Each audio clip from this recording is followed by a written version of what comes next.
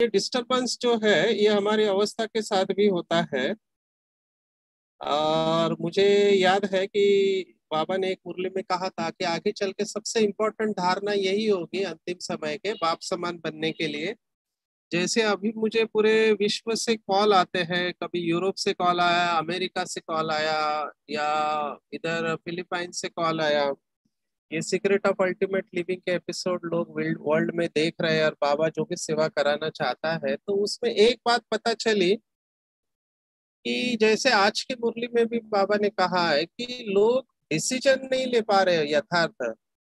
ये करूं या वो करूं, ऐसा करूं या वैसा करूं, ऐसा हुआ तो वैसा हुआ, तो ये संकल्पों में हलचल। इसका कारण एक ही है कि बुद्धि की लाइन क्लियर नहीं है। जैसे अभी ये आवाज का डिस्टरबेंस आ रहा है, वैसे हमारी बुद्धि की लाइन क्लियर रखना इस समय बहुत बहुत बहुत इंपॉर्टेंट है, ऐसे मुझे लगता है। और बाबा ने ये मुरली में कई बार कहा है कि अंतिम समय क्या होने वाला है, और इसका बाप समान बनने के साथ बहुत गहरा कनेक्शन है। तो मैं इसके ऊपर आऊंगा, लेकिन पहला लक्ष्य जो कहा बाप समान माना फरिश्ता और निराकार, और उसी के लिए मैं एक बात आपको बताना चाहूंगा, और वो है भगवत गीता का श्लोक, दूसरे अध्याय का 38वां श्लोक है कि भगवत गीता भी 48 और 38 श्लोक में यही कहते हैं कि बाप समान या भगवान समान सर्वोच्च अवस्था जो बताई है, और उस शब्द में ही उसका राज बताया हुआ है। भगवत गीता 48वें श्लोक में कहती है सिद्धा सिद्धो समो भूत्वा समत्वम योग उच्यते, माना हर परिस्थिति में समान रहना यही योग है। या फिर 38वां श्लोक है सुख दुखे समय कृत्वा लाभा लाभो जया जयो, माना सुख दुख मान अपमान निंदा स्तुति इन सब में समान रहना यही योग है, ऐसे लौकिक में भगवत गीता कहती है। और मुझे लगता है बाबा भी यही कहना चाहता है। बाबा ने ये शब्द इस्तेमाल किया बाप समान, और बाप समान माना हर परिस्थिति में, हर परिस्थिति में कैसी भी परिस्थिति हो समान रहे, ये अवस्था को हम प्राप्त करें। तो ये अभ्यास के साथ संभव है ऐसे मुझे लगता है। आपके साथ मैं कुछ अनुभव शेयर करना चाहूंगा। पहला अनुभव जो भी अव्यक्त बाप दादा ने दीदी के साथ मुलाकात में शेयर किया था। आप सब अव्यक्त मुरली का स्टडी करते होंगे तो आपको पता होगा, जब मनमोहिनी दीदी निमित्त थी यज्ञ के लिए, तो बाबा दीदी के साथ बहुत पावरफुल और गुह्य मुलाकात मुरली के बाद में करते थे। उसमें एक मुरली में दीदी ने बाबा से पूछा कि बाबा हमारी अवस्था बाप समान बन गई है, हम कैसे चेक करें। तो ये हम सब के लिए बहुत ध्यान देने योग्य बात है कि बाबा ने बहुत अच्छा जवाब दिया। उस समय बाबा ने कहा कि जो बाप का संकल्प वही बच्चे का संकल्प हो, तो समझ लेना चाहिए कि अवस्था बाप समान है। और फिर उसके लिए बाबा ने कहा था कि जब बुद्धि डिस्टरबेंस फ्री होगी, व्यर्थ संकल्पों से मुक्त होगी, तब बाबा की डायरेक्शंस को कैच कर पाएंगे। और जो कैच कर पाएंगे, कैचिंग पावर जिसको योग कहते हैं, वो यथार्थ निर्णय लेंगे और सही स्थान समय पर क्या करना चाहिए उनको टच हो जाएगा। तो यहाँ पर भी बाबा यही कह रहा है कि डिस्टरबेंस फ्री हो, स्टेबल रहे। मैं ये बात ज्यादातर सेशन में बार बार कहता हूँ सबको, लौकिक में भी मैं यही बात कहता हूँ और अलौकिक में भी यही बात कहता हूँ कि इस समय सबसे बड़ी आवश्यकता है स्टेबिलिटी या स्थिरता की। लौकिक भगवत गीता ने भी शब्द इस्तेमाल किया स्थित प्रज्ञ, बाबा का शब्द है स्थैर्यम बुद्धि। और स्थित प्रज्ञ, स्थित प्रज्ञ ये संस्कृत का शब्द है, और स्थैर्यम बुद्धि ये बाबा का शब्द है। और ये तभी हो सकता है जब आत्मा संपूर्ण रूप से संतुष्टता का अनुभव करती है। भगवत गीता के दूसरे अध्याय का 55वां श्लोक, जिसके ऊपर लोग घंटों घंटों स्पीच देते हैं, वो श्लोक भी यही कहता है कि जब प्रजहाति यदा कामान सर्वान पार्थान मनोगतान आत्मन्येव आत्मना तुष्ट स्थित प्रज्ञस्तदोच्यते।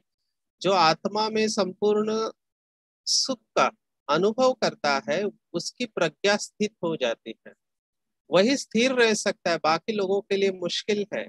और आत्मा में सुख का अनुभव करने के लिए उन्होंने कहा है प्रजहाति यदा कामान, माना कामनाओं का त्याग करना, हद की कामनाओं का। और आज के मुरली में बाबा ने बहुत अच्छा इसके ऊपर टच किया हुआ है, और उसी बात को मैं लेकर चलता हूँ कि लक्ष्य रखना है हमको बाप समान बनना, तो उसके लिए बुद्धि की लाइन क्लियर रखनी है। और बुद्धि की लाइन क्लियर तब होगी जब हद की कामनाओं से हम मुक्त होंगे, और वो भी तभी संभव है जब आत्मा स्वयं में संतुष्टता का अनुभव करे। नहीं तो क्या होगा कि ये जो कामनाएं है हद की, ये बुद्धि को भटकाती है, और बुद्धि के अंदर व्यर्थ संकल्पों का धुआं।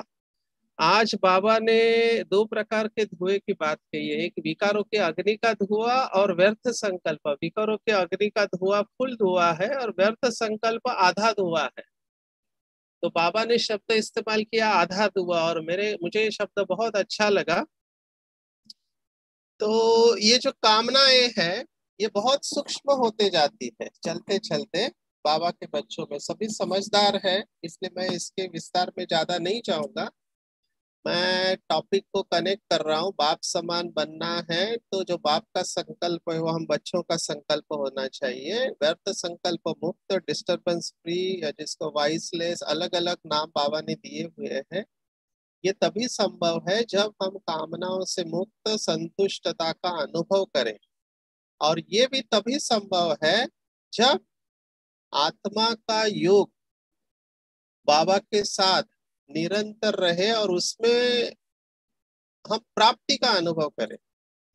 अभी इस लक्ष्य को पाने के लिए मैं दो ही धारणा बताऊंगा। मैं इसके ऊपर बहुत सालों से अभ्यास कर रहा हूँ, और बाबा की कृपा तो कहेंगे, ये भक्ति मार्ग का शब्द है। आज कृपा के ऊपर भी बाबा ने प्रकाश डाला हुआ है कि बाबा की मदद कहेंगे कि बहुत अच्छा बाबा अनुभव करा रहे हैं। ये दो शब्द जिन्होंने मुरलियों का स्टडी किया है, हालांकि इनको एक्सेप्ट करना, स्वीकार करना हर एक के बस की बात नहीं होती है, दिखाई देते सिंपल है। तो बाबा ने कहा था कि प्रसन्न कौन रह सकता है, खुश कौन रह सकता है, तो बाबा ने दो बातें बताई थी। एक, पहली जो आज की मुरली में भी आया है वो इनडायरेक्टली आया, और वो शब्द है निर्दोष दृष्टि।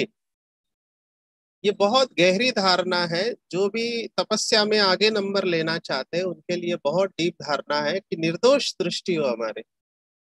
निर्दोष दृष्टि का विस्तार बहुत गहरा है। इसका विस्तार में अगर आप मुझे कहे तो मैं एक बात बताऊंगा कि हमको इस ड्रामा के अंदर कहीं पर भी कोई भी दोष दिखाई न दे।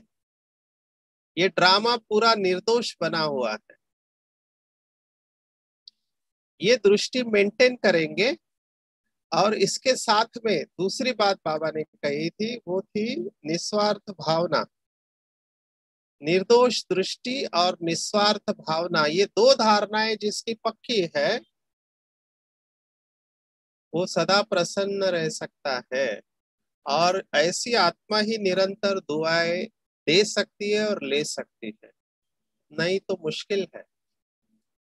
अभी मैं देख रहा हूँ कि बीके लाइफ में चलते चलते यहीं पर प्रॉब्लम आ जाते हैं, इन दो बातों को हम मेंटेन नहीं कर पाते हैं, जो भी कारण बनते हैं।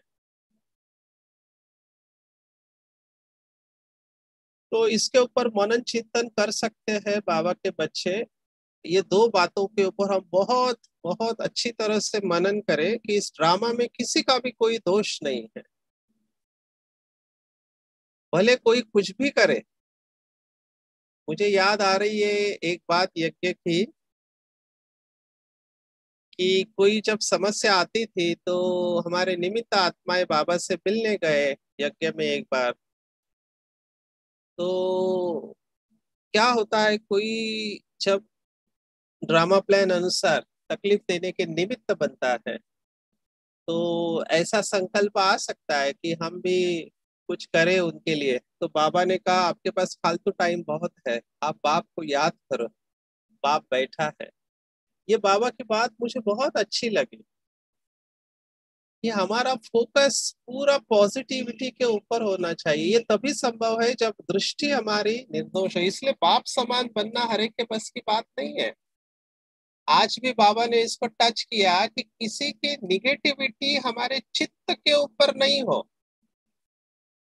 एक मुरली में एक बच्चे ने बाबा से पूछा कि सामने वाला अगर गलत कर रहा है तो दिखाई तो देगा ना गलत कर रहा है। तो बाबा ने जवाब दिया वो गलत कर रहा है या आपने पहचाना या आपके बुद्धि ने अच्छा कार्य किया, लेकिन उस भाव से उसको चित्त पर मत रखो, क्योंकि आपका चित्त उससे मैला हो जाएगा और फिर पवित्रता की परसेंटेज कम हो जाएगी और व्यर्थ संकल्पों को वो जन्म देगा। यहाँ पर मैं यज्ञ की एक स्टोरी सुनाना चाहूंगा, क्योंकि बहुत सारे माताएं भाई बहनें भी जुड़े हुए होंगे। साकार बाबा के वक्त की बात है, जो यज्ञ मीटिंग में ये सुनाई गई थी, मुझे बहुत अच्छी लगी और जीवन का ये नियम बना लिया। ये सब बातें मैं इसलिए बता रहा हूँ ताकि हम स्थिर रहे हमारे लक्ष्य की तरफ, क्योंकि लक्ष्य प्राप्त करना तभी संभव है जब हम स्थित प्रज्ञ अवस्था को मेंटेन करें। और यही बातें हमको हलचल में लाती है। तो यज्ञ में ऐसे हुआ कि एक आत्मा दूसरी आत्मा को बहुत डिस्टर्ब कर रही थी, तो वो आत्मा बाबा के पास गई और बाबा को कहा कि बाबा आप इस आत्मा को समझाते क्यों नहीं, सबको परेशान करके रखा है। तो ब्रह्मा बाप ने कहा कि हाँ बच्ची मैं उसको समझाऊंगा, तुम अपना पुरुषार्थ करो। 15 दिन हुए, बाबा ने कुछ नहीं समझाया। तो वो आत्मा फिर से बाबा के पास गई और बाबा को याद दिलाया कि बाबा आपने तो बताएगा आप उसको समझाएंगे करके, लेकिन आपने अभी तक समझाया क्यों नहीं। तो बाबा का जवाब था बच्ची उसका छोड़ो, पहले मुझे ये बताओ कि तुम क्या बनना चाहती हो। तो उस आत्मा ने कहा बाबा मैं तो राजा बनना चाहती हूँ। तो बाबा ने कहा अगर तुम राजा बनना चाहती हो तो बनो, तुमको किसने रोका है राजा बनने से।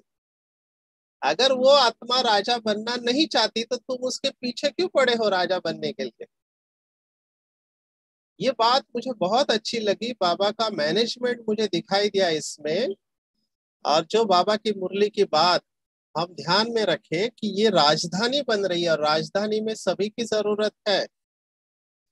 अगर कोई आत्मा ऐसा कर रही है जो नहीं करना चाहिए तो हमको उस आत्मा को स्वीकार करना चाहिए पूरी रूप से, क्योंकि उस आत्मा की उस समय की जो समझ शक्ति है वो उसको वह करने पर मजबूर कर रही है। प्लीज अंडरस्टैंड दिस, इसको मैं ओम पावर कहता हूँ।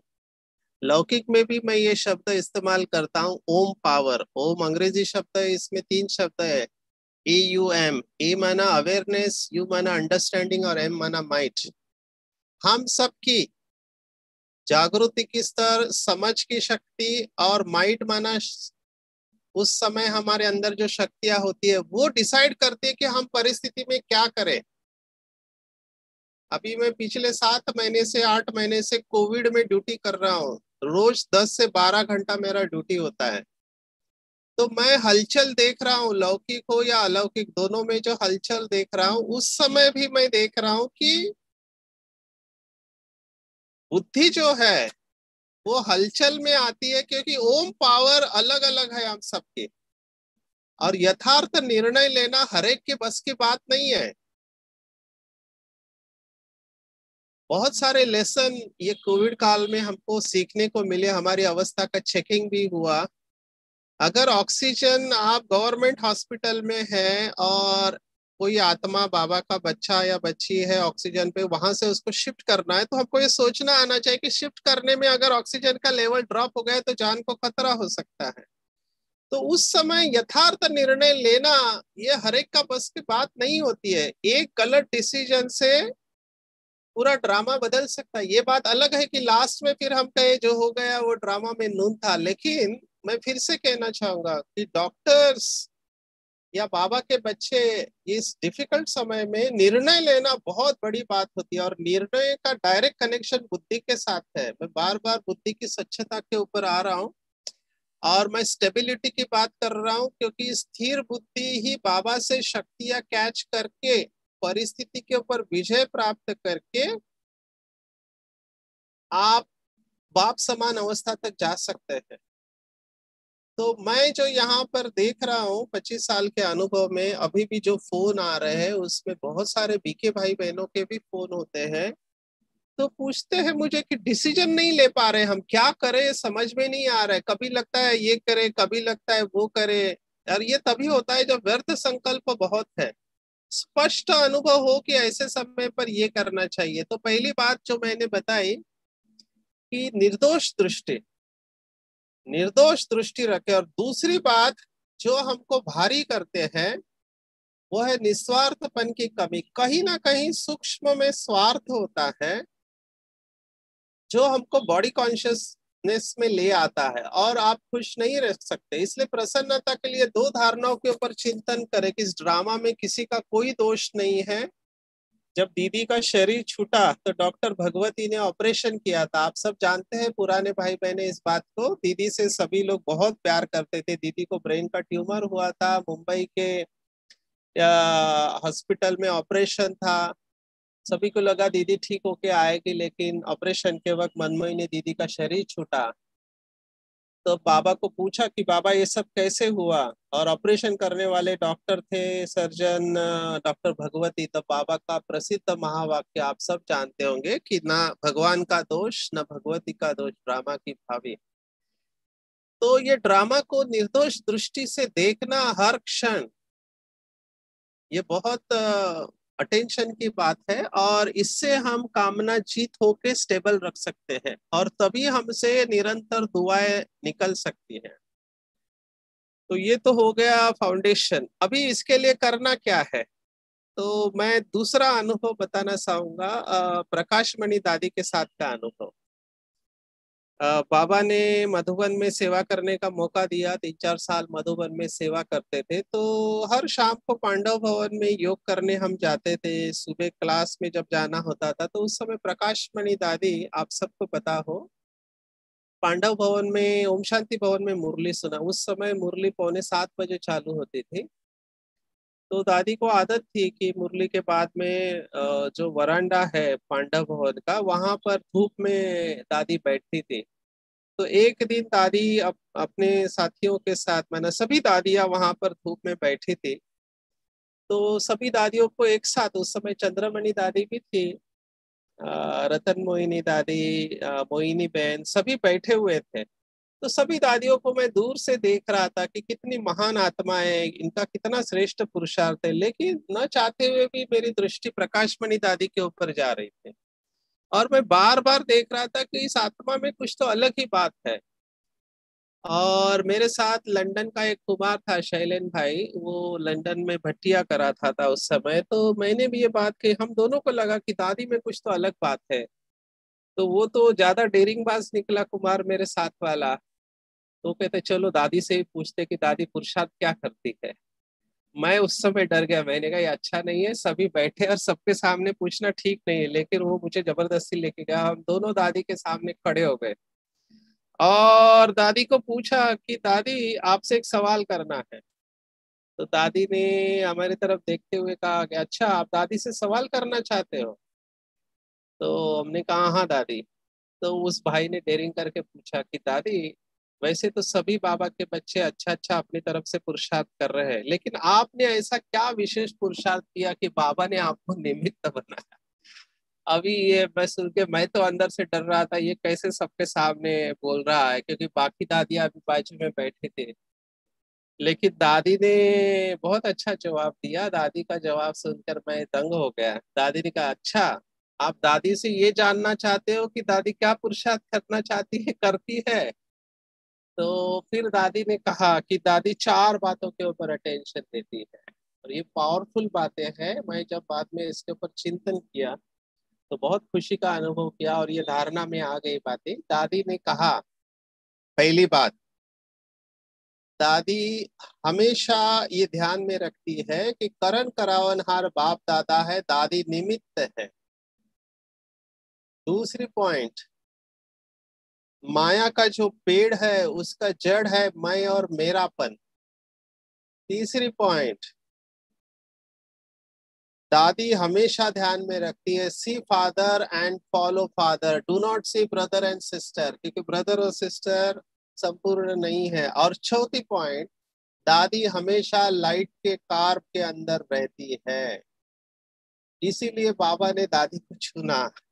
समझा? ऐसे करके दादी ने सुनाया तो हम वो सवाल सुन के एकदम जैसे शॉक में चले गए, उस समय स्थिर हो गए और दादी ने बहुत पावरफुल दृष्टि दी। मुझे लगता है ये चार बातों में सब बातें आ जाती हैं। जैसे हाथी के पाँव के नीचे सब आ जाता है, इसमें सब आ जाता है। माया जीत, बाप समान बनना, निगेटिविटी से बचना और पुरुषार्थ, ये चारों बातों में आ जाता है। और मैं फिर से इन बातों को ही खोलना चाहूंगा कि करण करावनहार और निमित्त भाव। जो भी पीके भाई बहनों से या लौकिक वालों से काउंसलिंग किया तो एक बात पता चली कि सभी लोग बहुत कठिन पुरुषार्थ और मेहनत करते हैं। अभी पुरुषार्थ करना कोई गलत नहीं है, लेकिन उसमें मेहनत जब आती है तब उसके ऊपर चिंतन किया तो पता चला कि मेहनत तब लगती है, इस बात को ध्यान से सुनना सभी भाई बहन, मेहनत तब लगती है जब हम कुछ करने को जाते हैं। अब ये बात बोलना बहुत सहज है, प्रैक्टिकल में लाना कठिन है। मेहनत तभी लगती है जब मैं कुछ करने को जाता हूँ। मैं बार बार लौकिक भगवत गीता का रेफरेंस दे रहा हूँ। भगवत गीता तीसरे अध्याय में 27वां श्लोक है, अहंकार विमूढ़ात्मा कर्ता हम इति मन्यते। इसका अर्थ है, थोड़ा भारी शब्द है, मुझे अच्छा नहीं लगा, लेकिन है वो शब्द। भगवत गीता कहती है तीसरे अध्याय में, जो अहंकारी व्यक्ति होता है उसको लगता है कि वही सब कुछ कर रहा है। और दादी यहाँ पर कह रही है कि हम कुछ नहीं कर रहे, बाबा चला रहा है। ये जो बात है बाबा चला रहा है, ये प्रैक्टिकल में आ जाए तो मुझे लगता है लाइफ बहुत इजी हो जाएगी। जितनी भी अच्छी सेवाएं हो रही है, क्लासेस अच्छे हुए हैं, वो सब उसके पीछे कोई ना कोई है और वो बाबा है। ये स्पष्ट अनुभव सचिन भाई ने तो किया है, लेकिन बाबा के बहुत सारे बच्चों ने किया हुआ है। और ये अगर हमारे जीवन की धारणा हो जाए कि बाबा चला रहा है, तब सोचने में भी एनर्जी नहीं लगती है।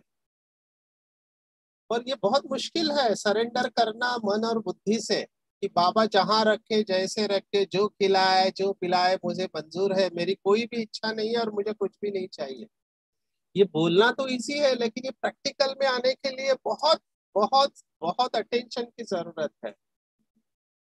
मैं मेरे सेशन में बहुत बार ये अनुभव मैंने सुनाया है। 2000 साल का, आज से 21 साल पहले भाषण करते थे, भाषण में रुचि थी, लेकिन एक दिन अंग्रेजी में भाषण करना था। उस समय अंग्रेजी अच्छी नहीं थी, अभी तो फ्लुएंटली बोल सकते हैं।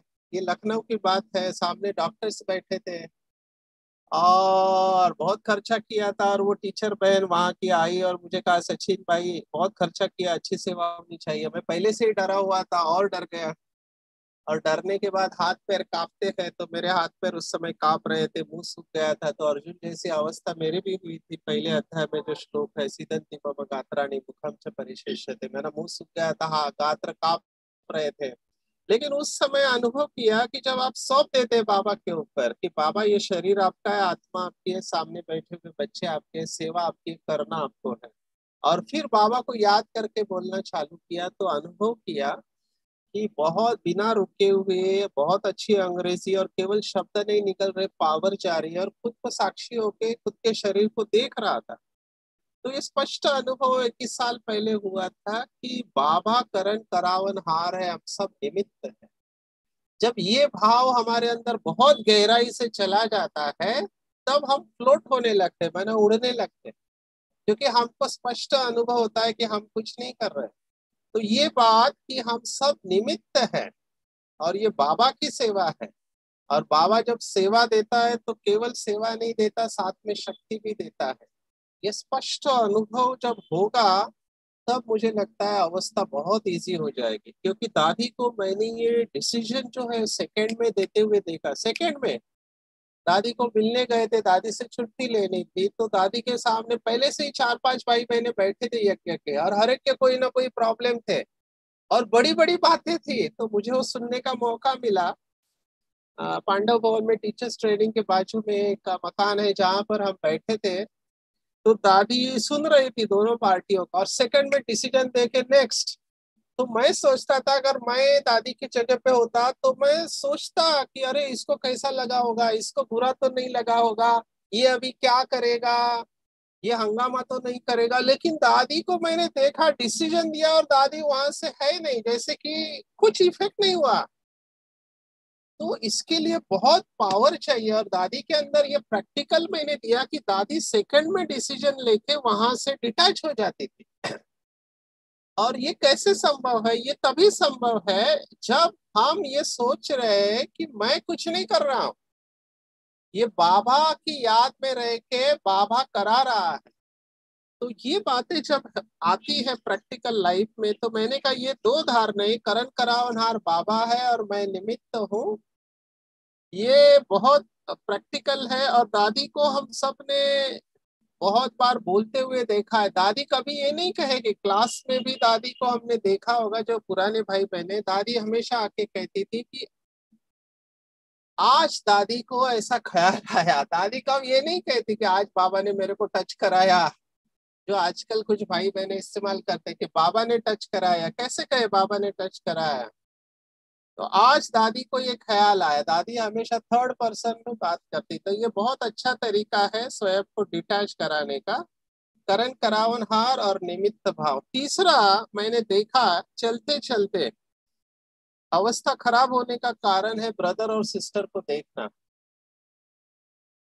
कोई भी संपूर्ण नहीं है और जब तक आत्मा संपूर्ण नहीं है तो उनसे परसेंटेज में गलतियां होती रहेगी। अगर वो गलतियां हम चित्त के ऊपर रखे तो हमारी अवस्था स्थिर नहीं रह सकती। और आज बाबा ने कहा है, आज की मुरली में भी कहा है कि अगर कोई गलती कर रहा है तो उसके प्रति भी दिल से दुआएं निकले। ये ये बहुत बड़ी धारणा है, ये फरिश्ता अवस्था को डिफाइन करती है। देखो, अच्छे के साथ अच्छा रहना तो दुनिया में लोग भी करते हैं। कोई आपके साथ अच्छा नहीं करे और उसके प्रति आपके दिल से दुआएं निकले, ये आपकी महानता है। और यही आत्माएं प्रत्यक्ष होंगे। इसी बात को मैं थोड़ा और एक्सटेंड करता हूँ। ये बात को आप बाद में चिंतन कर सकते हैं बहुत गहराई से, जो भी तीव्र पुरुषार्थी है इसके ऊपर चिंतन करना। तो बात यह है कि संगम युग पर, इसको लिख भी ले सकते हैं, संगम युग पर जो बाबा के बच्चे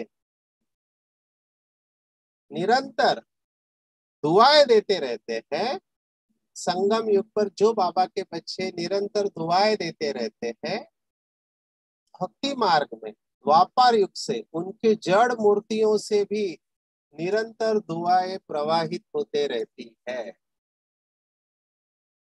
इसके ऊपर चिंतन करना।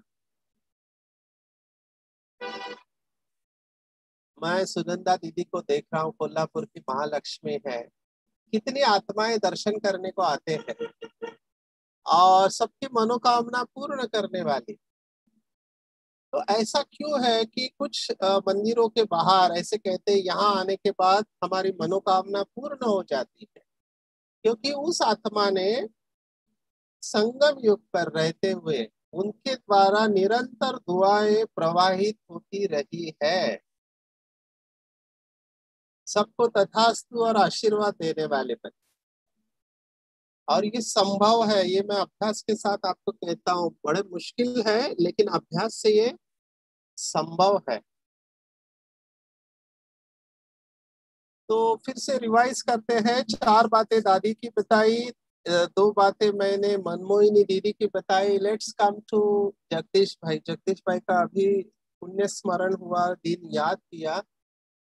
जगदीश भाई के साथ बहुत सारी मुलाकात हुई। एक्चुअली भगवत गीता का स्टडी करने के लिए, प्रेरणा देने के लिए जगदीश भाई निमित्त बने। लेकिन एक जगदीश भाई के साथ पहला एनकाउंटर जो हुआ, माना उनके साथ रूबरू मुलाकात हुई, वो आपके सामने शेयर कर रहे हैं। ज्ञान में जब आए तो हमने देखा हर किताब जगदीश भाई ने लिखी है, लेकिन जगदीश भाई को थे पता नहीं था। जब मधुबन गए तब मैंने सिक्योरिटी वाले से पूछा ये जगदीश भाई कौन है, तो उन्होंने कहा उसी समय ड्रामा प्लान अनुसार जगदीश भाई आ रहे थे बाहर से। मैंने कहा वही जगदीश भाई है। तो उस समय नए थे, ज्यादा पता नहीं था कि यज्ञ के वरिष्ठ भाई है। मैं उनके सामने गया और उनसे कहा कि भाई साहब मुझे आपसे कुछ सवाल पूछने हैं, आप टाइम देंगे? तो उन्होंने टाइम दिया मुझे 1 बजे। और पांडव भवन में आप सब जानते हैं, शशि महल के बाजू में छोटे छोटे कमरे थे, तो एक कमरे में बुलाया तो बराबर 1 बजे आए। और जगदीश भाई को हमने पहला सवाल पूछा। एक्चुअली ये सवाल अहंकार से आया था, पूछना नहीं चाहिए, कंपटीशन मोड से ये सवाल आया था, लेकिन थे उस समय वो अवस्था थी। तो जगदीश भाई को मैंने पहला सवाल पूछा कि भाई साहब आप 1950 से ज्ञान में है, मैं अभी आया हूँ 1905 में, और मैं आपसे आगे जाना चाहता हूँ, मैं क्या पुरुषार्थ करूं? ये सवाल जगदीश भाई को मैंने पूछा, लेकिन जगदीश भाई की विशेषता, उनके चेहरे पर कोई भाव नहीं था, बिल्कुल निर्विकार मुद्रा थी। और उन्होंने कहा आप मेरे से आगे जा सकते हैं, केवल एक बात के ऊपर अटेंशन रख। तब मैं सोचने लगा अब ये क्या बताएंगे। दो बातें एक्चुअली उन्होंने बताई। एक, उन्होंने कहा कि अभूल बनो, ज्ञान में आने के बाद कोई भी भूल नहीं होनी चाहिए मन वचन कर्म से। अभी अभूल का विस्तार बहुत बड़ा है। अभूल माना स्मृति स्वरूप। और दूसरा उन्होंने कहा कि जब भी आप योग में बैठो, विशेष करके अमृत वेला, तो फ्रेश होके बैठना है। ये दो बातें अगर आप धारण करो तो आप मेरे से आगे जा सकते हैं। ये आत्मा कौन कह रही है? जिसको बाबा गणेश कहते थे, जिन्होंने ब्रह्मा कुमारी का पूरा लिटरेचर रखा। और ये बहुत डीप बातें हैं। जो भी मनन चिंतन करने वाले भाई बहने हैं, आप इन बातों के ऊपर मनन करना, बहुत गहराई में जाना। तो इसी बात को मैं थोड़ा खोलूंगा कि अभूल बनना। मैंने देखा कि चलते चलते टाइम इसलिए लग रहा है बाबा के बच्चों को, क्योंकि जाने अनजाने में सूक्ष्म में भूलें होती रहती हैं। और ये सूक्ष्म भूलें, जैसे बाबा कहता है ना कि छोटी भी बात है, अंश है, तो उस अंश से वंश पैदा होने में टाइम नहीं लगता है। ये भूलें ही आत्मा को भारी करती हैं। और इन भूलों के वजह से हमारी शक्ति, जो स्थैर्य होना चाहिए, वो नहीं रह पाता। और दूसरी बात जो उन्होंने कही, अमृत वेला या जब भी आप योग में हो, तो विशेष आप फ्रेश होकर बैठो। तो जब भी 1 घंटा भी आप योग करते हैं, तो 1 घंटे में आप कितना समय तक आपकी बुद्धि स्थिर रह पाती है, ये चेकिंग हमको करना बहुत जरूरी।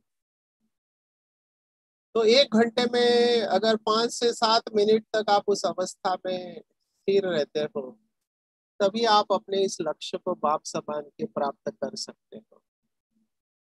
तो लास्ट में कुछ बातें जो मुरली से इस आत्मा ने अभ्यास की है, लक्ष्य रखा, वो आपको बता रहा हूँ कि मैं 16 घंटे का चार्ट रखता था। और सुबह 4 बजे से रात को 10 बजे तक, क्योंकि मैंने अनुभव किया कि सबसे फास्ट जाने का तरीका है बीके लाइफ में स्वमान का अभ्यास करना। और पहले स्वमान के ऊपर मनन चिंतन जरूरी है। केवल मास्टर सर्वशक्तिवान या सफलता का सितारा हूँ या मैं परम पवित्र आत्मा हूँ, ये डायरेक्टली बुद्धि स्वीकार नहीं करेगी। पहले उसके ऊपर मनन चिंतन करके, उसकी गहराई में जाके, फिर आप जब स्वमान का अभ्यास करते हो, तब बुद्धि उसमें स्थिर हो जाती है। मैं देख रहा हूँ आज भी बाबा के कई बच्चे जो मेरे पास काउंसलिंग के लिए आते हैं, उनको ये बात स्वीकार ही नहीं होती कि वो महान आत्मा है। वो कहते हैं हम महान कहाँ है, हमारे कर्म तो महान नहीं हो रहे हैं। तो मैं उनको एक बात बताता हूँ कि आप जब भी ये कहते हो कि आप महान नहीं हो, तो आप बाबा के ऊपर डाउट ले रहे हैं। आप डायरेक्ट शिव बाबा को चैलेंज कर रहे हैं कि आपने कैसे मेरे को चुना, आपसे गलती तो नहीं हुई। बहुत हंसने को आता है मुझे जब बाबा को कोई बच्चा कहता है कि बाबा तो चने के झाड़ पे चढ़ाता है जब भी महिमा करता है। तो एक्चुअली ये रॉन्ग है। Please don't use this word. बाबा कभी ऐसा नहीं करता है, वो सत्यम शिवम सुंदरम है।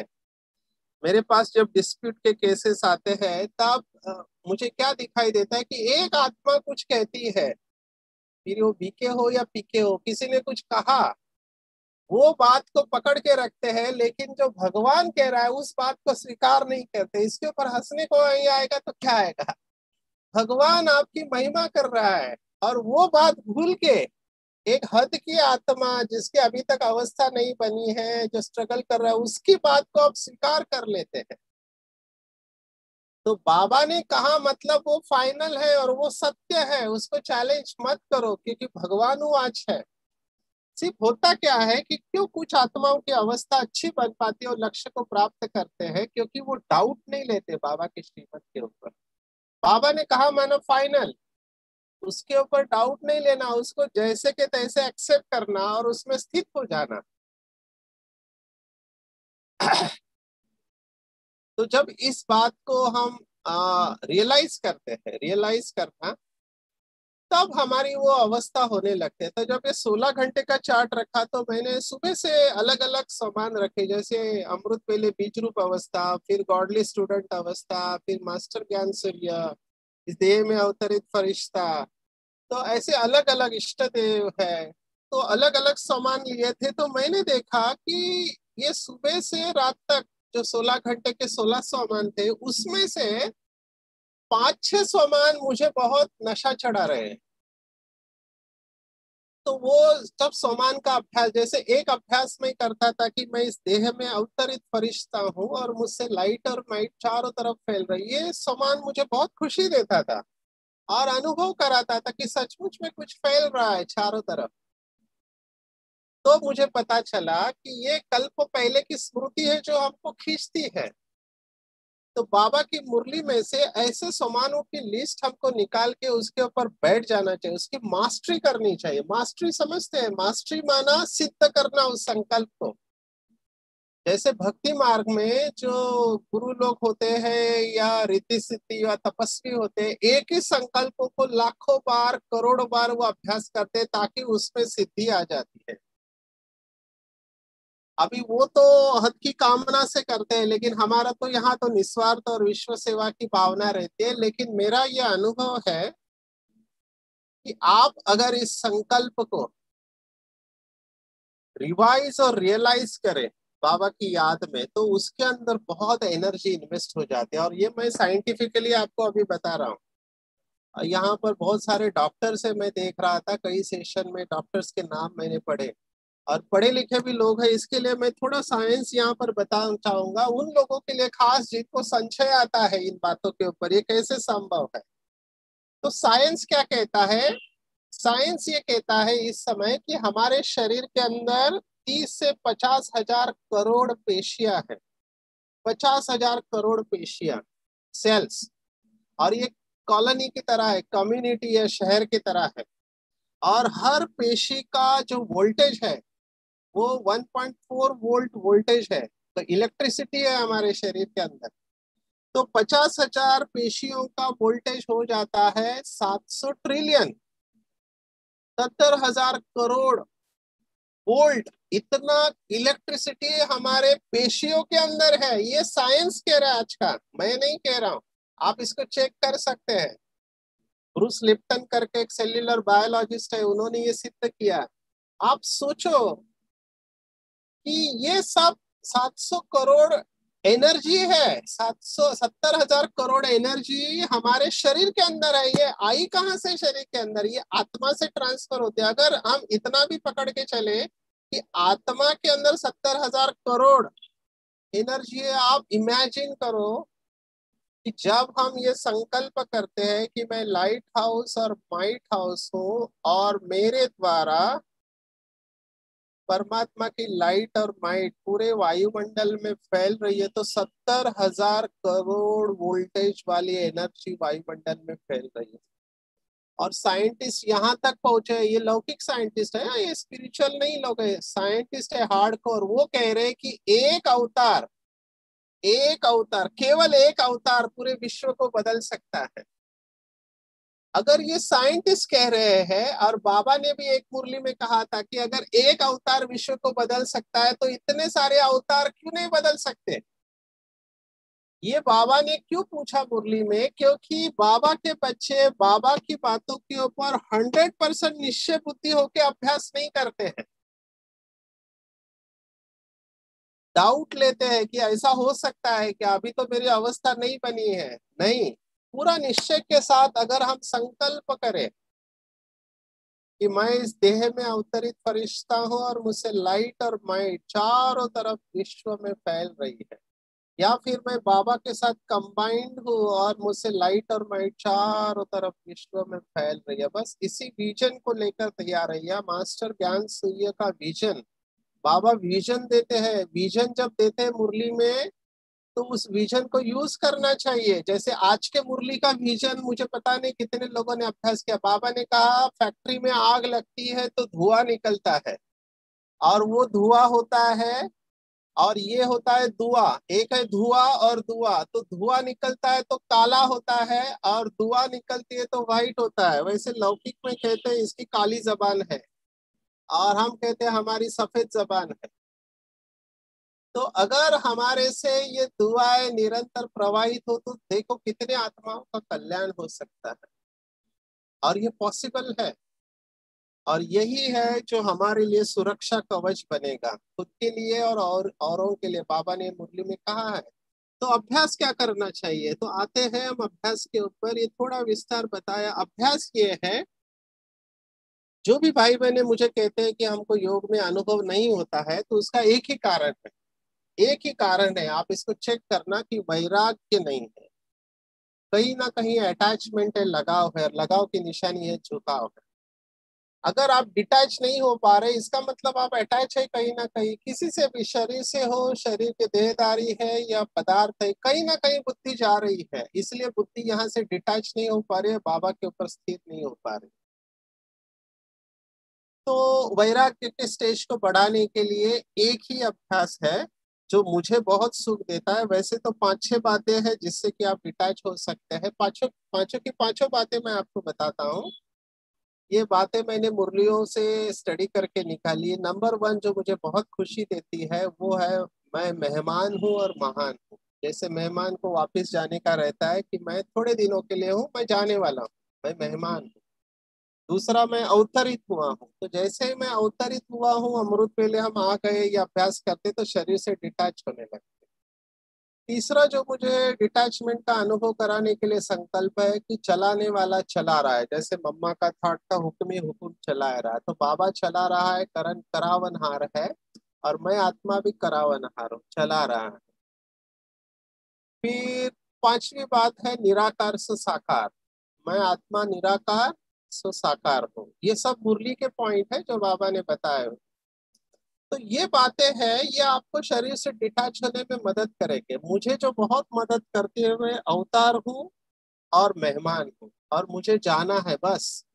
बाबा ने मेरे ख्याल से 75 की पहली मुरली थी, ज्वाला रूप अवस्था के लिए बताया था। जो लोग ज्वाला रूप अवस्था का अनुभव करना चाहते हैं उनके लिए एक ही संकल्प, बस जाना है, घर जाना है, मेरा कुछ भी नहीं है और मुझे कुछ भी नहीं चाहिए। ये संकल्प जितना पावरफुल होगा अंदर से गहराई से, उतना मैंने देखा योग की अवस्था बहुत पावरफुल होती है, बहुत बहुत शक्तिशाली होती है, और ये अवस्था फिर खींचती है, और ऑटोमेटिकली साइलेंस की अवस्था में हम जाते हैं जिसका लंबे समय तक प्रभाव रहता है।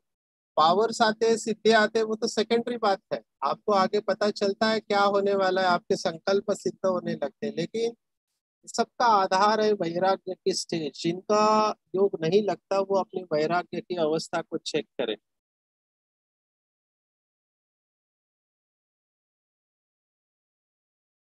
दूसरी बात मैं कहना चाहूंगा, जो शुरुआत मैंने की थी कि बुद्धि की लाइन क्लियर रखना, तो बुद्धि की लाइन क्लियर रखने के लिए बाबा ने एक ही सॉल्यूशन दिया था मुरली में। वो ये था कि जब बुद्धि बाप और बाप के द्वारा बताई गई बातों में बिजी रहेगी तभी बुद्धि की लाइन क्लियर रहेगी। और यही एक प्रकार से बाप समान अवस्था है, माने जो बाप का संकल्प हो वो बच्चों का संकल्प, और बाप का संकल्प है मुरली।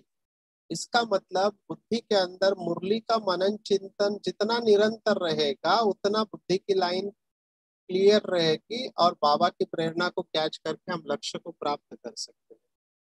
और बाबा के साथ कंबाइंड रहकर सेवा करें। मुझे अभी 12 घंटा ड्यूटी करने के बाद भी मैं अनुभव करता हूँ, मुझे ऐसा नहीं लगता है कि मैं योग नहीं कर रहा हूँ। एक्चुअली ड्यूटी करते समय भी बीच बीच में डिटैच होकर हम योग कर रहे हैं। ये अनुभव होता है कि बाबा यूज कर रहा है, बाबा बहुत अच्छी तरह से इस्तेमाल कर रहा है। तो थोड़ा हम रिवाइज करेंगे सभी बातों को, और फिर हम थोड़ा समय योग करेंगे, क्योंकि मुझे ड्यूटी पर जाना है। फोन कॉल्स आ रहे हैं बहुत सारे लोगों के। तो पहले मैंने कहा था हम सबका लक्ष्य है बाप समान बनना, तो बाप समान माना फरिश्ता बनना या फिर निराकारी अवस्था में जाना। और बाप समान बनने के लिए समान शब्द को ही पकड़ कर चले, हर परिस्थिति में समान रहने का अभ्यास करें।